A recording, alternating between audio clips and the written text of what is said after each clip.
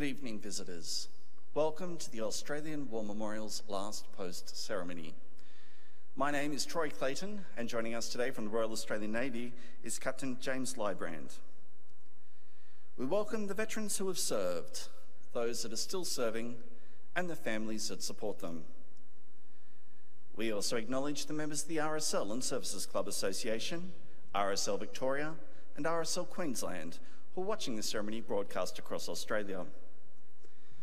During this evening's ceremony, wreaths will be laid at the base of the Pool of Reflection by visitors to the memorial. Please stand and join in singing the National Anthem.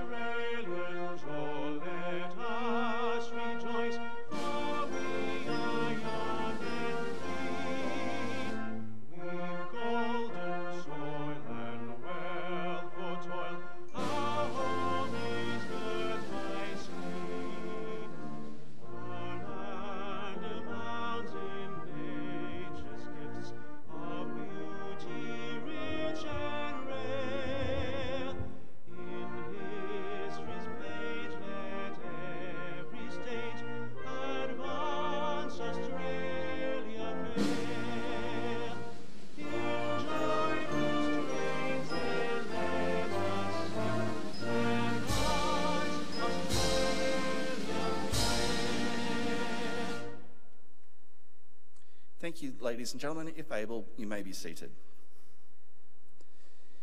The Australian War Memorial was the vision of Charles Bean, Australia's First World War official historian. Bean landed with the Australian troops on Gallipoli and stayed with them at the front through to the end of the war. The idea of this national memorial and museum came to him at Pozières, France, in the depths of the bloody fighting of 1916. Bean's idea was that this would be a place where families and friends could mourn their loved ones buried in faraway places. It would also be a place that could help all Australians understand what these men and women had endured and what they had done for us. Bean's vision, to which we remain true, is best expressed as inscribed in the entrance to the memorial's galleries. Here is their spirit, in the heart of the land they loved, and here we guard the record which they themselves made. Tonight, we'll read the story behind just one of those on the Roll of Honour, which lists the names of more than 102,000 men and women who have given their lives for us in war and operations for more than a century. But first we present a lament, Flowers of the Forest. Wreaths or floral tributes will now be laid at the base of the Pool of Reflection.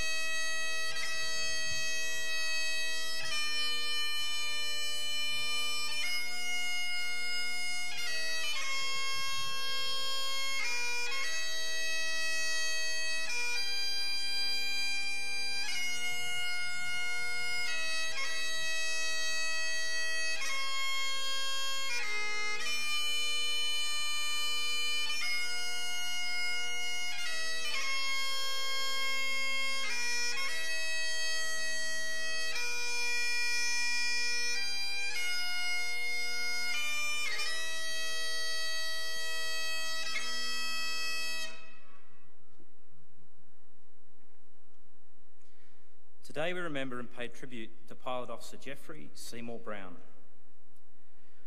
Born in the Melbourne suburb of Brighton on the 8th of November 1924, Geoffrey Browne was the son of Roland and Ivy Browne. Growing up, the young Geoffrey Browne attended Haileybury College. He'd only just completed his final year at Haileybury when he enlisted in the Royal Australian Air Force at the age of 18 on the 23rd of January 1943.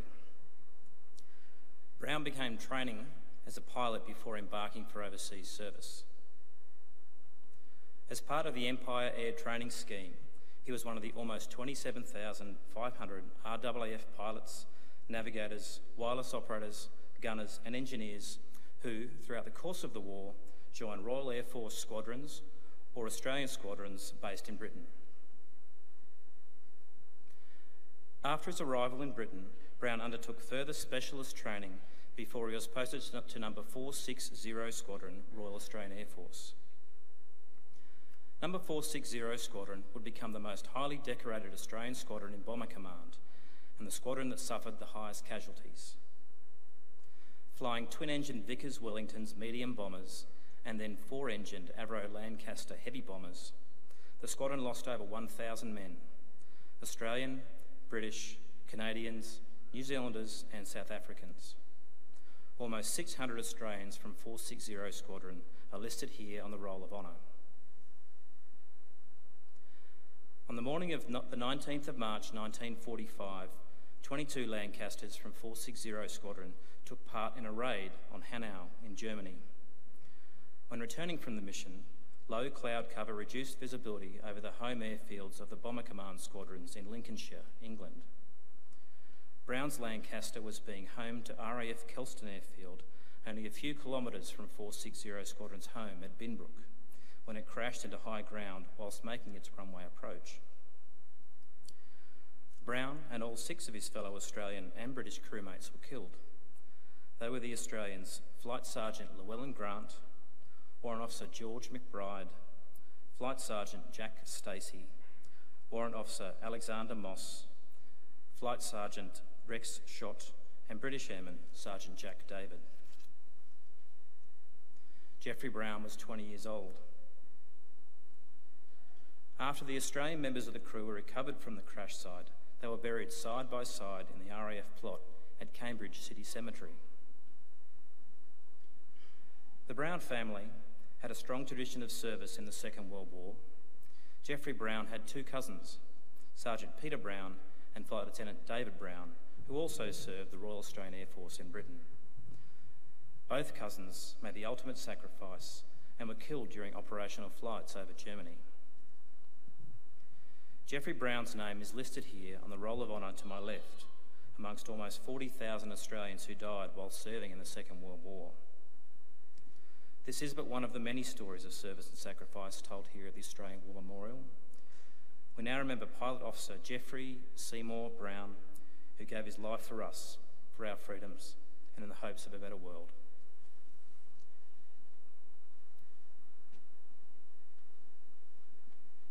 Please stand for the reading of the Ode and the sounding of the last post. They shall grow not old, as we that are left grow old. Age shall not weary them, nor the years condemn. At the going down of the sun, and in the morning, we will remember them.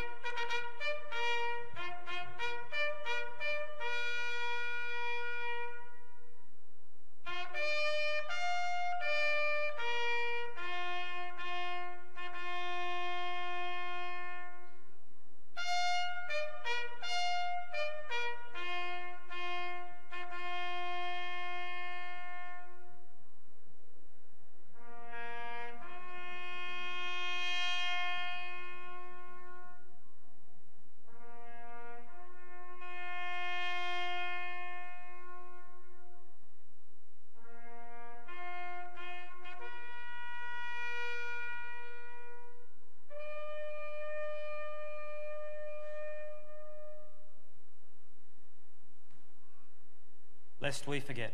Lest we forget.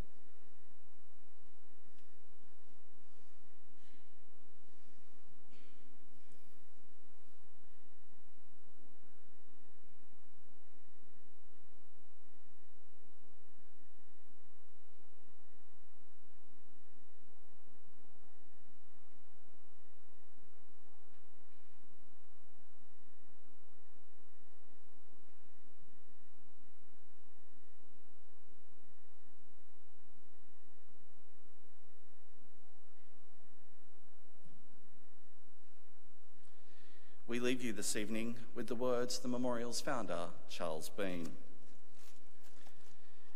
Many a man lying out there at Pozières or in the low scrub of Gallipoli, with his poor, tired senses barely working through the fever of his brain, has thought in his last moments, well, it's over. But in Australia, they will be proud of this. Ladies and gentlemen, girls and boys, that concludes the last post ceremony. We'd like to thank you for visiting the Australian War Memorial and wish you all a very good evening. Thank you.